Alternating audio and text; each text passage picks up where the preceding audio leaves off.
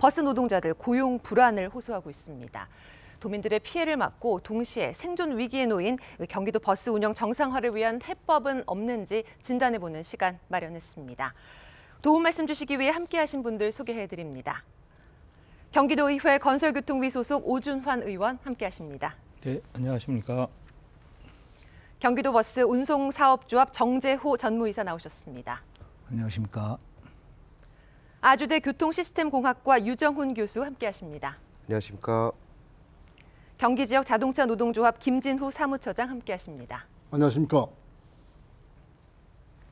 네, 긴급 토론, 생존 위기, 경기도 버스 타겟책은 없나 본격적인 토론에 앞서서 준비된 영상 함께 보시겠습니다. 최근 지난해부터 노사 임금 협상 결렬과 가스비 체납 등으로 운행 중단을 반복해온 목포 시내버스가 파업 65일 만에 운행을 재개했다. 하지만 여전히 운행 중단 우려가 존재하고 이런 상황이 언제든 수도권에서도 일어날 수 있다는 우려의 목소리가 나오고 있다. 코로나19 사태 이후 천연가스 등 연료비 폭등과 운송 수입 급감으로 버스 노동자들은 고용 불안을, 버스 업체는 경영 악화를 호소하고 있다. 상상도 못할 정도로 갑자기 많이 올랐습니다. 지금 이 가스비 상승으로 인해서 회사가 너무 어려운 공경에 처해니까 저희들도 그 여파로 힘들어지고 있어요. 그 모든 비용이 다 상승하고 있습니다. 그래서 버스 한 대당 원가가 한 3, 4년 전 대비 20% 이상 증가한 상황입니다.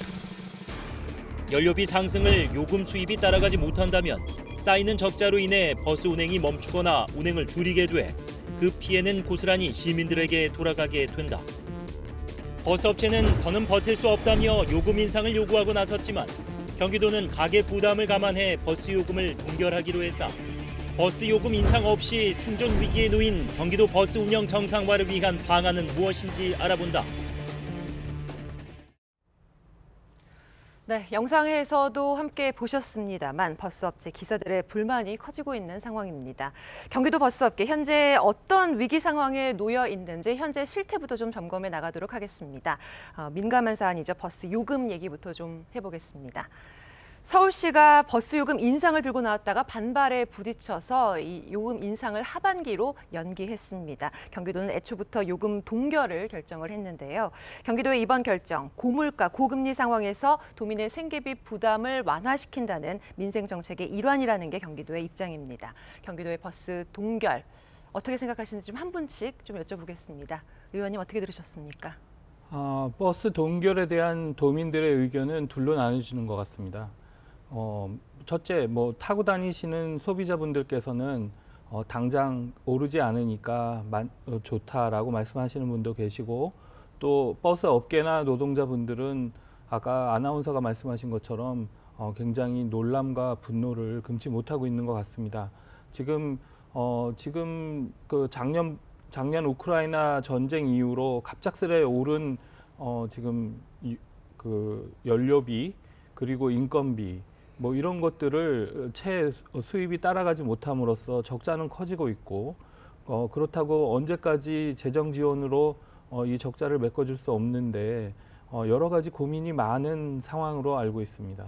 네, 이사님은 이번 동결 결정 어떻게 생각하시는지요? 예, 수도권이라는 쪽에 이제 서울, 경기, 인천이 있는데요.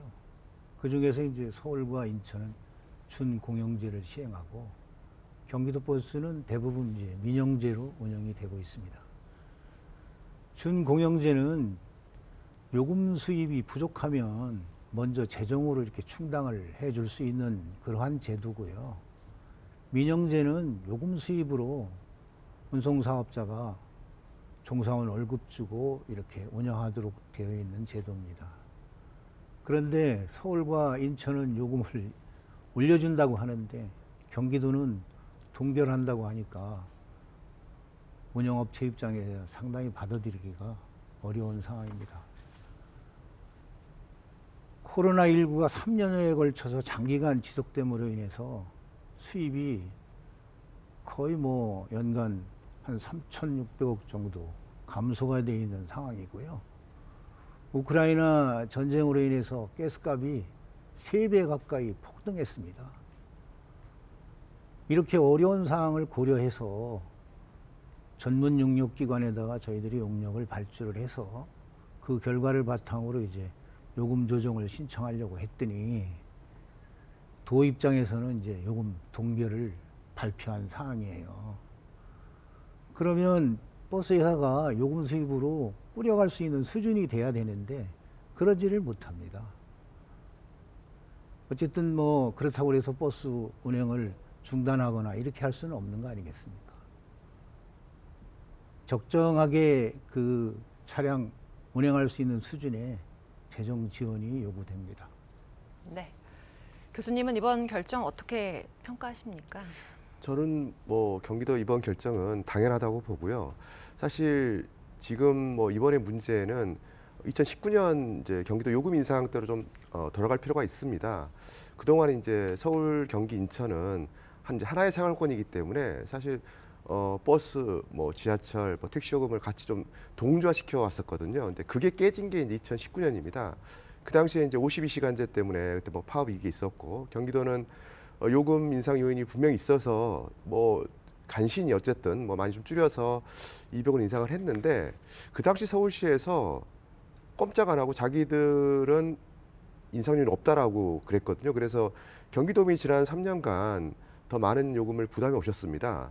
근데 이제 서울은 이제 와서 이제 요금 인상 요인이 있다고 이제 300원 이야기가 나오는데 물론 뭐 현재 상황에서 당연히 어렵지만 그동안 이미 경기도민들께서는 서울과 인천이 과거에 어떤 이어왔던 그런 관례 전통을 깨고 경기도만 이렇게 요금을 인상하는 상황이 이제 벌어졌는데 그렇기 때문에 이번에는 뭐 당연히 경기도 입장에서는 요금 인상을 하긴 어려울 것 같고요. 그래서 이번에는 다시 정말 그 수도권은 동일 생활권이기 때문에 서울, 경기, 인천이 조금 서로 협력해서 최소한 이런 기초 대중교통 요금 같은 경우는 어디 사시든지 간에 동일한 요금을 내고 이렇게 이용할 수 있게 하는 게 바람직합니다. 그래서 이번에 조치는 뭐 이건 당연한 거로 봅니다.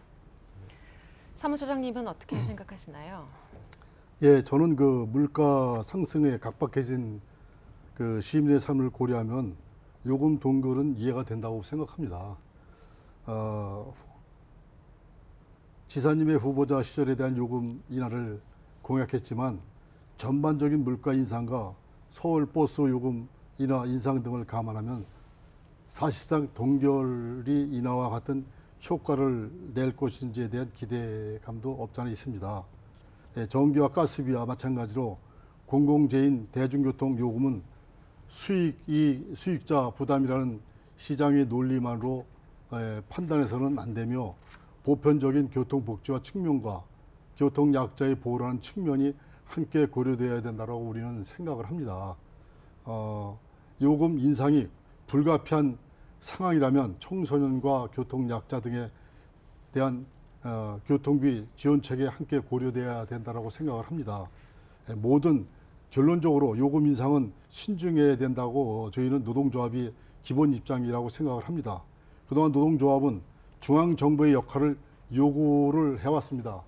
노선 버스는 철도와 항공 등과 같이 중적인 교통 망에 속하면서도 사실 우리 버스에 대해서는 중앙정부가 재정 지원을 하지 않고 있는 것에 대한 문제점을 지속적으로 사실 그 요구를 했는데도 소외시됐고 사실 그 모든 부분에서 열애됐던 그 부분이 그 좀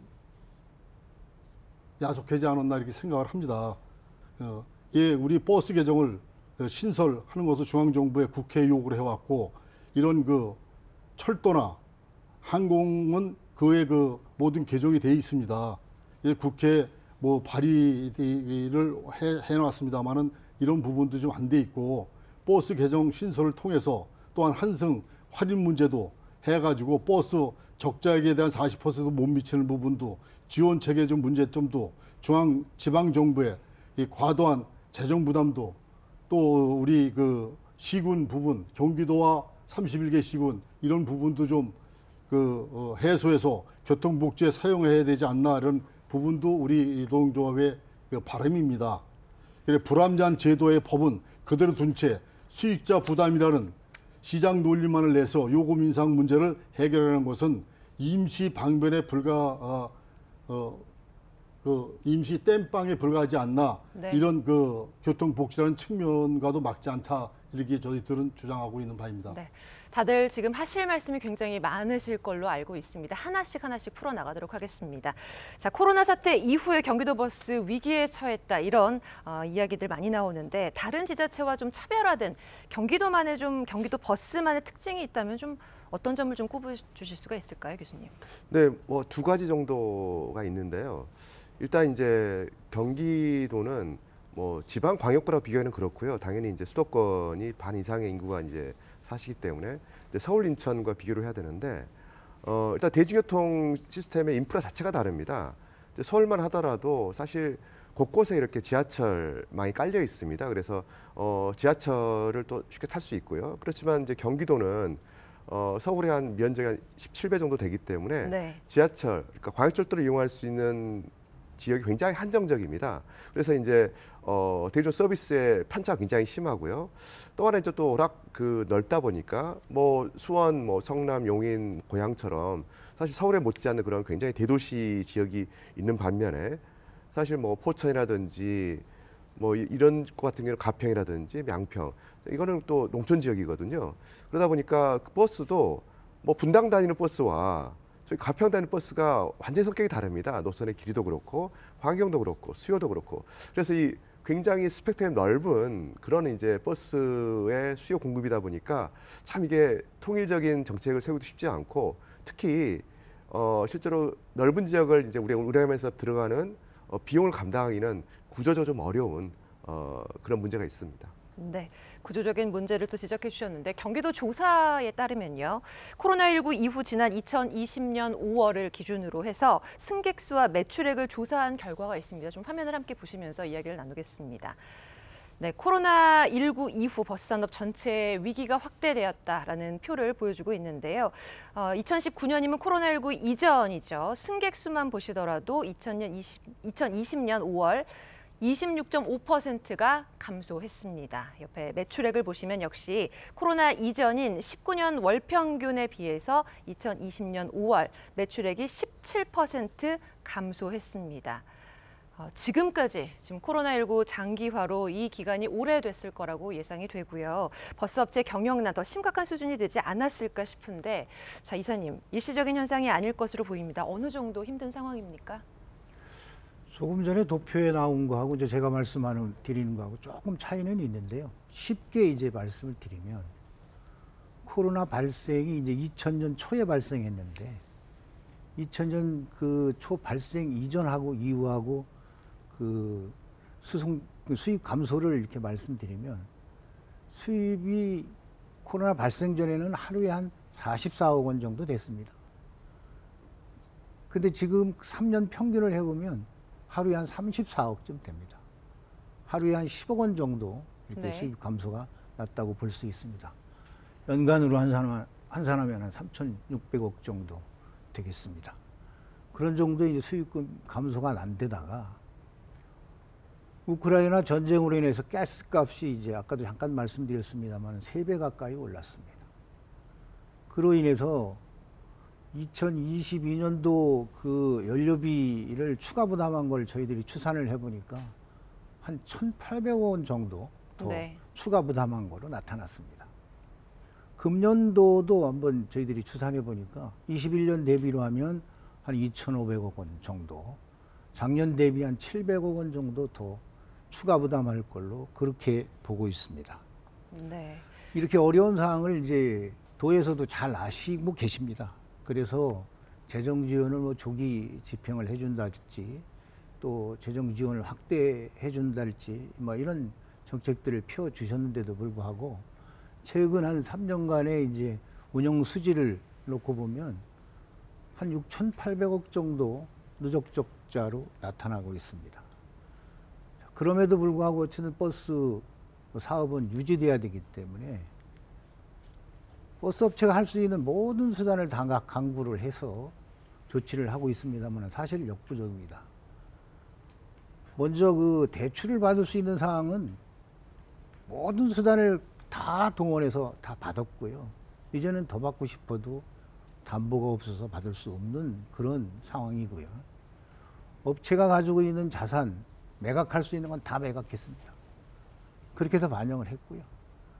그것도 모자라서 이제 사장님들이 회사 운영은 돼야 되기 때문에 자기 돈 회사에다 박았습니다. 그런 걸 가수금이라고 하는데요. 그렇게 이제 어렵게 지금 하고 있습니다. 네. 그 임금을 지급을 제대로 못하는 경우가 발생이 됐고요. 뭐 늦게 주거나 또는 나누어서 주거나 상여금을 못 주거나 하는 상황이 발생이 됐고, 4대 보험 체납하는 상황이 발생됐고요. 또 연료비를 지급을 못해서 그 연료 뭐 공급을 끊겠다 뭐 이런 이제 업체로부터 그 독촉을 받고 있는 그런 상황이기도 합니다. 하여튼 네. 이런 상황이 사실 지속된다면 아까 그 잠깐 그 화면으로 봤습니다만 목포와 같은 사태가 경기도에서도 생기지 말라는 법은 없습니다. 그만큼 어렵다는 말씀드립니다. 네, 코로나19 또 우크라이나 전쟁 대내외적 여러 악재 지금 힘든 상황들을 쭉 정리해 주셨는데, 이런 버스 업체들의 경영난 곧바로 이제 구조 조정으로 이어질 수밖에 없는 현실입니다. 버스 노동자들의 현실은 어떨까요? 우리 사무처장님 좀 설명해 주시겠어요? 네, 우리 그 버스 업체의 그 경영의 위기인지 버스 노동자와 시민의 위기인지 사실은 잘 따져봐야 될 것 같습니다. 지난 3년간 코로나를 거치면서 경기도 버스 업체들은 비수익 노선의 운행을 줄이고 인원을 대대적으로 감축하면서 사실상 구조 조정을 단행한 것이 사실입니다. 반면에 노동자들은 장시간 운전과 고용 불안, 실질 임금의 하락으로 생존권을 위협받으면서 전체 노선 버스의 20% 내지는 30% 광역버스에 제한된 준공영제 시행으로 현장에서 극심한 차별과 갈등을 겪어왔던 것도 사실입니다. 특히나 시민들은 안 오는 버스를 기다리냐 엄청난 불평과 불만에 시달렸습니다. 심지어는 60년대에 그 역행하는 그런 그 현실도 있었습니다. 수원 시내 같은 경우 시내버스가 배차 간격이 3시간 반짜리도 있었습니다. 3시간 반. 웃지 못할 현실입니다. 10분, 3분도 모자라 3시간 반이라면 믿겠습니까? 코로나 시기에는 느슨해진 규제를 틈타서 버스 업체들은 운행률을 무작위로 줄이면서 어떻게든 살아남았지만 그 피해와 고통은 노동자와 시민들에게 고스란히 전개되었던 것입니다. 3년간 도산한 버스 업체가 단 한 건도 없다는 점, 지금도 대다수 업체가 인가된 운행률을 준수하지 않고 있으면서 심지어 30%만 운행하는 업체가 있다는 거, 광역버스 준공영제 시행으로 광역버스 운전 인력이 1,000명 이상이 충원되었지만 전체 경기도 버스 노동자들은 1,000여 명이 줄어들었습니다. 사실상 민영제 노선에서만 2,000여 명의 인력 누출이 발생했다는 거, 그 점이 근거로 저는 이 현실을 말씀드리겠습니다. 네. 자, 경기도에서는 이렇게 버스 업계 그리고 우리 버스 노동자들의 처한 현실 좀 어떻게 파악하고 계신지 궁금합니다. 경기도가 도민의 부담을 줄여준다는 생각으로 버스 요금을 동결했지만 본 의원은 도민의 어려움을 덜어준다는 측면에서 공감한 반면 버스 업체와 노동자가 처한 위기 상황, 고충도 헤아려 드려야 된다고 생각합니다. 서울시는 8년 만에 버스 요금 인상안을 내놓았고 경기도는 지금 버스 요금을 인상한 지 4년이 되었습니다. 4년 만에 또 올린다는 따가운 시선도 있지만 여러 가지 사정을 복합해 보면 사정은 영 좋지 않습니다. 임금도 많이 올랐고 그렇지만 코로나로 인해서 사용하는 사용자는 많이 줄었고 그러면서 요금 인상을 지원함으로써 또 그 인건비도 오르고 요금도 많이 올랐는데 그거에 비해서 지원책은 다 따라주지 못하고 그래서 노동자는 노동자대로 불만, 사용자는 사용자대로 불만을 지금 강하게 나타내고 있는 중입니다. 교수님께서는 이제 전문가로서 이제 경기도의 교통 정책 오랫동안 지켜보셨단 말입니다. 가장 근본적인 원인, 경기도 버스가 이렇게 위기 상황까지 온 원인 어디에 있다고 보십니까? 이거는 뭐 경기도 버스의 어떤 원인이라기보다는 이제 전국이고요. 그다음 우리나라 전체 대중교통의 근본적인 문제입니다. 뭐냐면 이제 버스뿐만 아니고 뭐 지하철 이런 대중교통 요금이 원가 아래로 이제 책정을 해왔습니다. 근데 이건 뭐 장단점이 분명히 있습니다.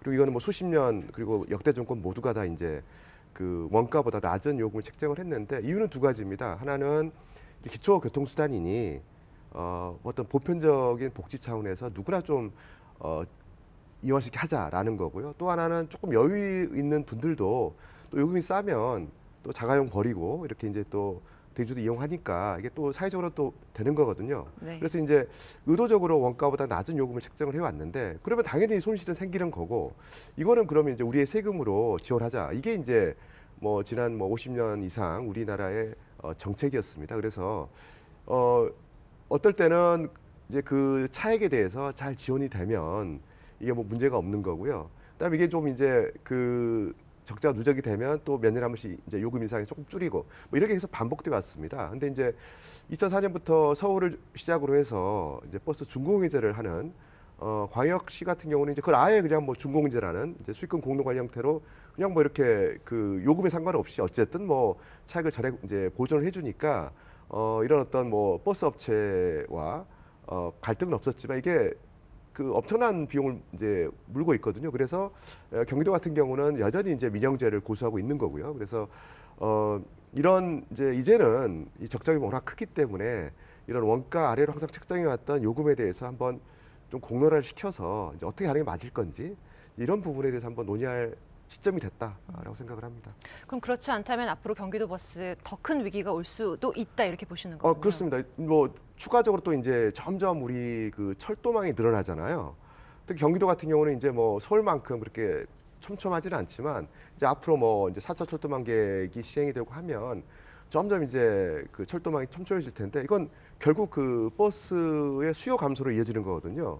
이제 거기다 플러스로 이제 새로운 어떤 뭐 모빌리티 서비스도 이제 등장을 하고 한다 그러면 현재의 어떤 그 요금 체계, 그다음에 운영 시스템 뭐 이거 가지고는 사실은 뭐 언제 이렇게 그 망해도 이상하지 않을 정도로 굉장히 큰 위기가 다가오고 있다. 그것도 빨리 이렇게 볼 수 있습니다. 네.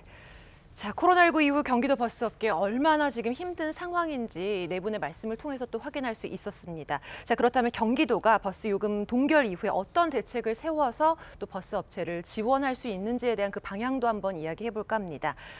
수도권 환승 요금 체계에 따라서 서울시가 이제 연기한 이제 하반기에 버스 요금을 인상하면 경기도 지금보다 더 큰 손실을 안게 됩니다. 그렇게 된다면 버스업체 경영 부담 더 커질 수밖에 없는데요.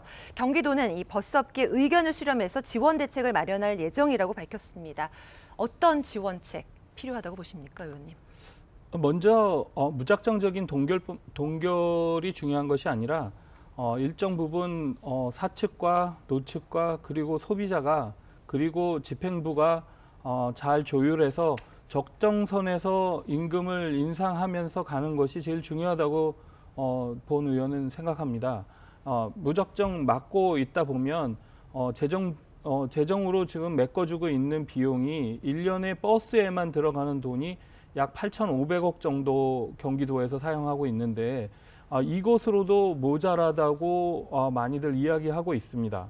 그렇기 때문에 지금 또 요금을 동결하고 요금 인상 요인은 점점 세지는데 계속해서 인상을 안 하고 동결을 고집하면 그 재정 부담이 다 고스란히 전부 경기도가 떠안아야 되므로 지금 예를 들면 지금 서울과 인천은 준공영제를 실시하고 있습니다. 그래서 그 운송 종사자들이 임금이 상당히 높아요.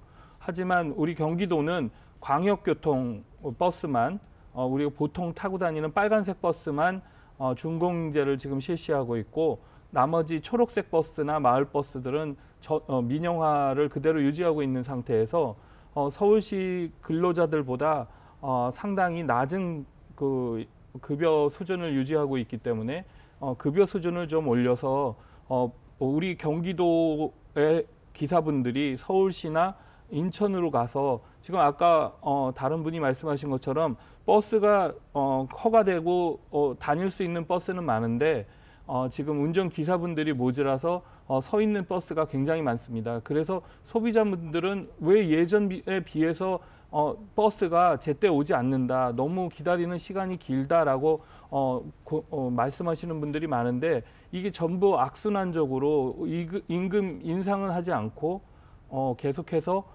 지금 이 나쁜 악순환은 계속 반복되고 있다고 생각하기 때문에 적당한 시기에 그리고 적당한 임금 인상과 그리고 충분한 재정 지원 이 세 가지가 같이 어우러질 때 경기도 버스는 합리적인 방향으로 운영될 것으로 봅니다. 네, 교수님께서는 이제 어떤 지원책이 좀 가장 우선시돼야 된다고 보십니까? 네, 지금 사실 그 버스 업계가 탈진 상태입니다. 그래서 당장에 뭔가 지원이 필요할 것 같고요. 그런데 네. 이제 경기도가 워낙 그 넓은 지역을 운행하다 보니까 또 이렇게 수익이 나는 노선이 있습니다. 물론 이제 많이 줄었지만 그래서 수익 노선에 대해서는 지금처럼 뭐 그 회사 열심히 이제 잘 서비스하도록 하고요. 이 비수익 노선들이 있습니다. 특히 악성 그런 비수익 노선들 같은 경우를 조금 집중적으로 일단 지원이 필요할 것 같고요. 근데 여기에 동시에 사실 그동안 경기도가 억울한 측면이 좀 있습니다. 이제 대표적으로 이제 수도권 통합 요금제가 이게 2004년도 서울시에서 이제 환승 무료하는 그 요금 체계를가오랑 이제 시민들 호응이 좋으니까 경기도가 뒤늦게 뛰어들었어요. 인천하고. 그러면서 이제 서울한테 일방적으로 유리한 그런 어떤 협약을 맺어서 지금 수도권 통합 요금제에서 우리 경기도가 손해보는 게 맞습니다. 그래서 전문가들이 벌써 뭐 의회에서도 많이 지적하셨고 매년 이거 좀 불공정한 거 좀 바꾸자 했는데 잘 안 됐거든요.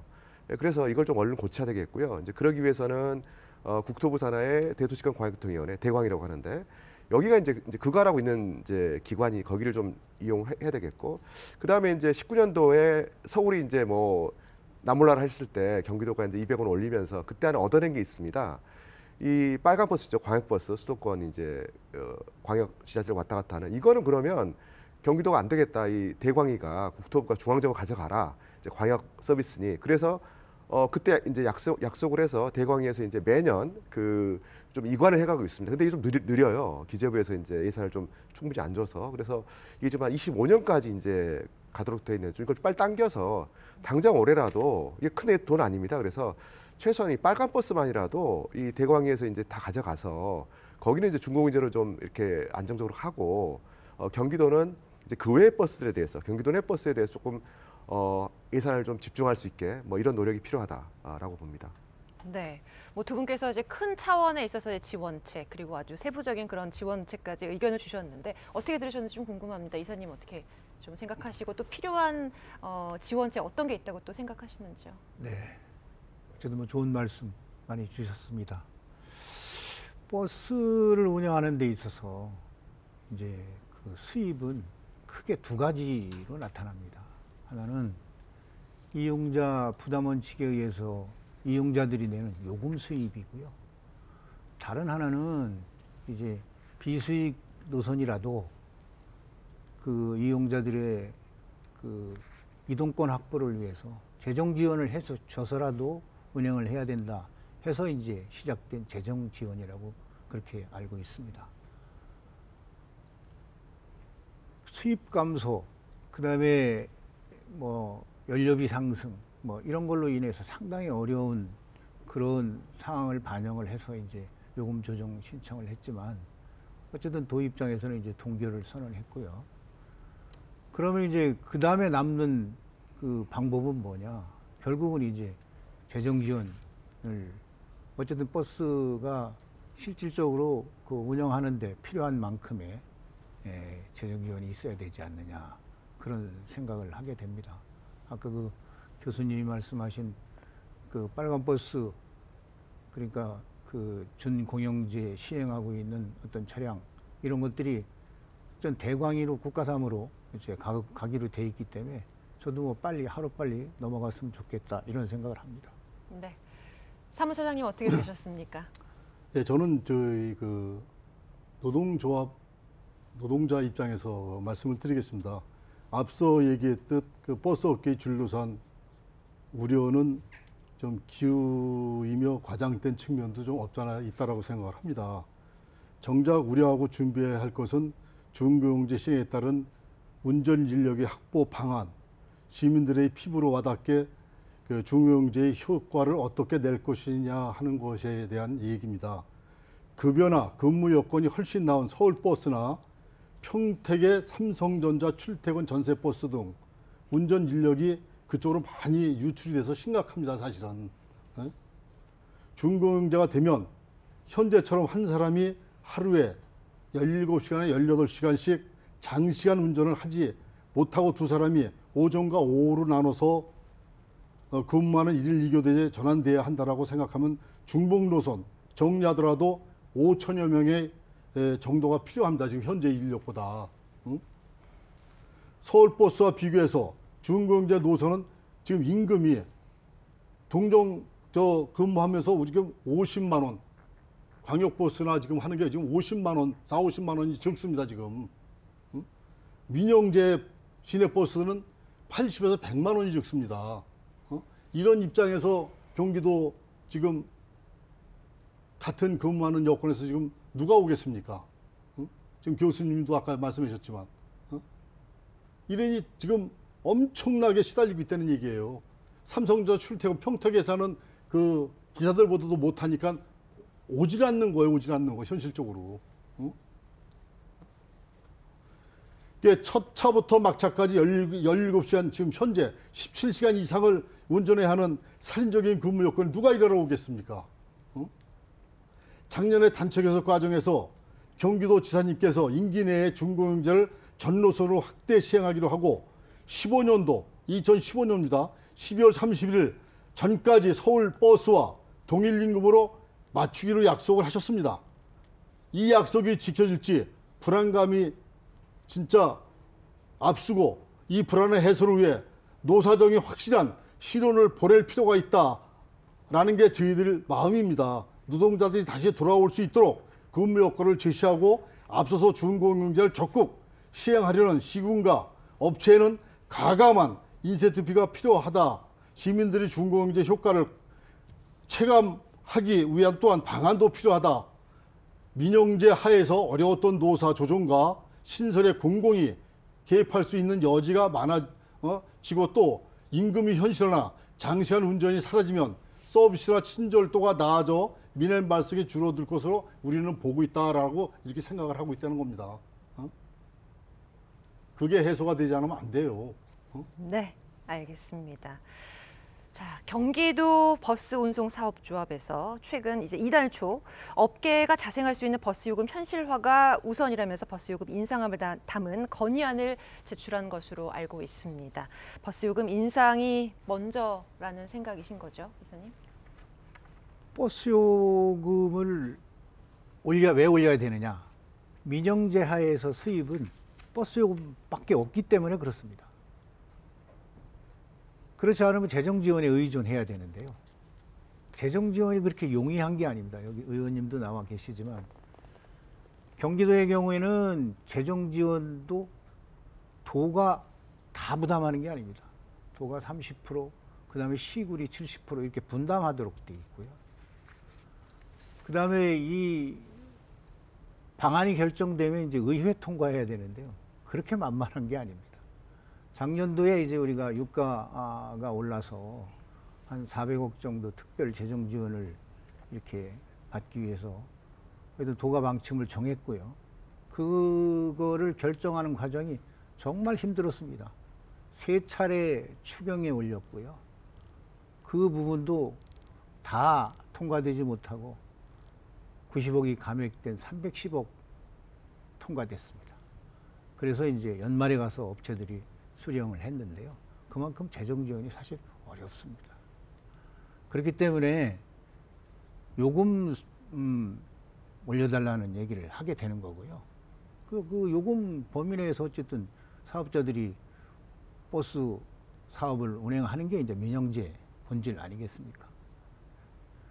뭐 그럼에도 불구하고 도는 이제 시민들 물가에 미치는 영향을 고려해서 동결하신다고 하니까 뭐 어쨌든 정책에 따라야죠. 그렇다고 하면 그 대안을 만들어 주셔야 된다. 그거는 이제 적정 그 버스 노선을 운행할 수 있는 수준의 재정 지원이다. 그렇게 생각합니다. 네. 도민들 입장에서 이제 당장은 버스 요금 동결이 반가운 소식이긴 하지만 또 한편에서는 작년 9월처럼 이제 버스 파업 대란이 오지 않을까 많은 분들 참 불편하셨거든요.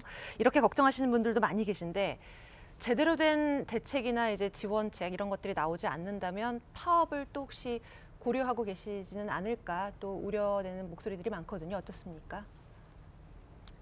예, 저희는 그 경기도와 또 도지사님의 준공영제 시행 약속이 진정성이 있다라고 판단을 합니다. 네. 우리 노동조합은 작년에 대승적으로 양보해서 노사 합의에 이를 수 있었습니다. 노동조합은 그 약속을 이행 과정과 결과를 지켜볼 것이며 또 지사님께서 요금을 동결하셨을 때는 또 그만한 또 대안이 있을 거라고 믿습니다. 또 점차적으로 또 준공유제를 약속하셨기 때문에 올해부터 뭔가의 또 대안을 갖고 계실 테고 또 지사님의 그 약속을 또 저희들은 굳게 믿습니다. 또 그 결과를 보고 난 뒤에 판단할 문제이지 벌써부터 파업 여부를 논의한다는 건 좀 일이지 않습니까? 네. 또 이 자리를 빌어서 경기도와 지사님을 저는 굳게 믿습니다. 또 우리 2만 노동자들은 운수 노동자들은 우리 지사님을 또 믿고 또 경기 도민들도 아마 믿고 있을 겁니다. 네. 자, 저희들이 이렇게 이야기를 나누고 있지만 버스 정상화 정책에 있어서 가장 먼저 고려해야 할 대상 바로 경기 도민들이죠. 도민들을 위한 버스 정책 가장 고려해야 할 핵심 사항들 어떤 점들 좀 꼽고 계신지 궁금합니다. 교수님, 어떤 점을 좀 가장 중요시해야 될까요? 네, 물론 우리 시민들이 이제 워낙 똑똑하셔서 뭐 어려운 시사용어도 다 아시지만 사실 이게 버스 하면 이제 민영제, 뭐 공영제, 준공영제 복잡하거든요. 근데 시민들 입장에서는 어떤 제도든지 이게 관심은 사실 없습니다. 이게 민영제건 뭐 공영제건 준공영제건 내가 원하는 시간에 안정적으로 이제 버스가 오는 거, 또 편리하게 이용하는 게 가장 핵심입니다. 이제 그런 차원에서 자꾸 이게 이제 어떤 제도가 뭐 최고다 여기에 이렇게 매몰돼서는 안 된다고 보고요. 일단 제일 중요한 게 시민들한테 어떻게 안정적으로 서비스를 제공하느냐. 또 이게 또 안정적이려면은 또 재정적으로도 이게 지속 가능해야 됩니다. 이제 그런 측면에서 저는 이제 앞서도 좀 말씀드렸지만 우리나라의 대중교통 요금 체계에 대해서 조금 근본적인 우리가 문제지가 필요하다. 그러니까 뭐 언제까지 계속 이제 구조적인 어떤 적자 구조를 가지고 갈 것인가. 뭐 이걸 공론화를 해서 어차피 그러니까 원가와 요금가의 이제 차이는 결국 우리가 낸 세금으로 메꿀 수밖에 없습니다. 그리고 경기도가 이제 민영제라고는 하지만 사실 100% 민영제도 아닙니다. 왜냐하면 뭐 유가 보조라든지 그다음에 각종 이제 이런 또 지원이 있기 때문에 이제 일종의 일부 또 이렇게 준공제 성격이 좀 있거든요. 이제 그렇다 그러면 이걸 좀 더 투명하게 공개하는 게 맞다. 왜냐하면 시민들 입장에서는 지금 뭐 1,450원 이러면 원래 버스가 이 정도밖에 안 하는 줄 아세요. 이제 그렇게 내고 다니시니까. 근데 그게 아니라 실제로는 훨씬 더 비싼 서비스지만 우리가 낸 세금으로 그 차익을 메꿔서 지금 이렇게 하고 있다라는 측면을 조금 이제 명확해야만이 또 우리 시민분들도 세금 내는 또 뭐 이렇게 보람이 있지 않겠습니까? 네. 이제 그런 부분이 있고요.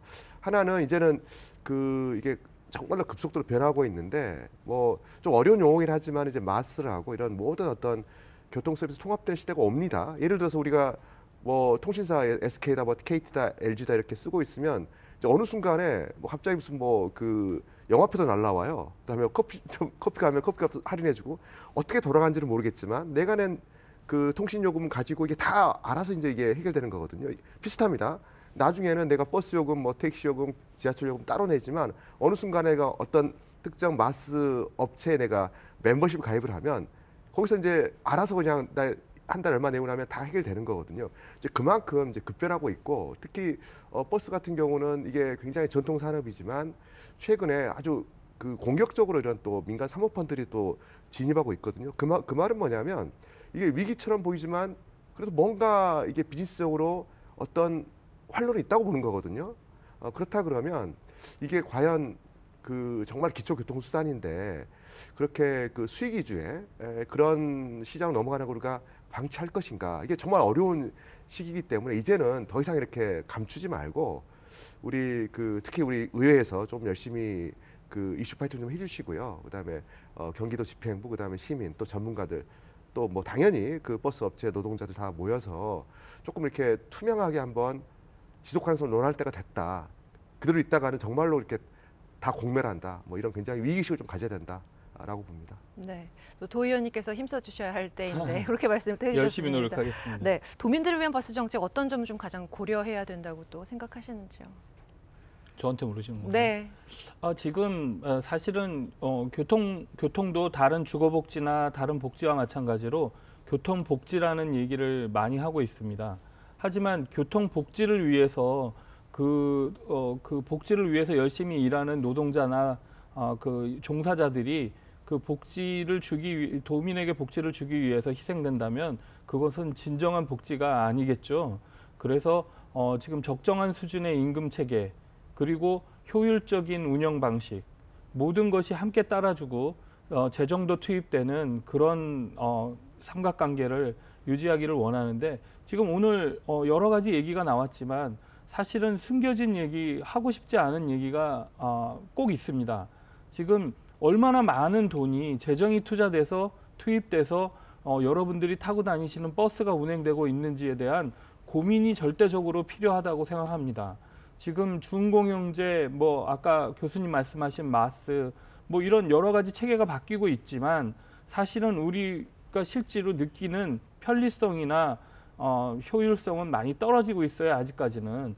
그래서 저희가 볼 때 지금 이 돈이 투자되는 만큼 그 효율성이 있어야 되는데 효율성은 떨어지고, 또 소비자들이 느끼는 그 편리성마저도 지금 떨어지는 상태에서 지금 복합적인 문제를 안고 있는 이 버스 운영 체계를 어떻게 바꿀 것인가에 대한 진짜 진지한 고민이 필요할 때라고 생각합니다.